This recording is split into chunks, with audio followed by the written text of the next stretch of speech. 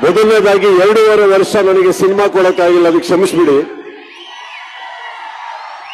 But ನಾನು ಹೇಳಿದ್ದೆ, ನಮ್ಮ ತಂಡ ಲೇಟ್ ಆಗಿ ಬಂದ್ರು ಲೇಟೆಸ್ಟ್ ಆಗಿ ಬರ್ತೀವಿ ಅಂತ ಮಾತು ಉಳಿಸ್ಕೊಂಡಿದ್ದೀನಿ. ಎರಡನೇದು, ಈ ನನ್ನ ಸಿನಿಮಾ ನನ್ನ ಸ್ನೇಹಿತರಿಗಾಗಿ ಮಾಡ್ತೀನಿ ಅಂತ ಹೇಳಿದ್ದೀನಿ, ಅದನ್ನ ಉಳಿಸ್ಕೊಂಡಿದ್ದೀನಿ. ವಿಜಯ್, ನಿಮ್ಮೂರಲ್ಲ ಅಂದ್ರೆ ನಮ್ಮೂರು ಸೌಂಡ್ ನಿಮಗೆ ಕೇಳಿಸ್ತೀನಿ ಅಂತ ಮಾತು ಕೊಟ್ಟಿದ್ದೆ, ಅದನ್ನು ಉಳಿಸ್ಕೊಂಡಿದ್ದೀನಿ. ಈ ಸಿನಿಮಾ ಮ್ಯಾಕ್ಸ್ ಬೆಳೆಯೋದಕ್ಕೆ ಕಾರಣ ಮೊದಲನೇದಾಗಿ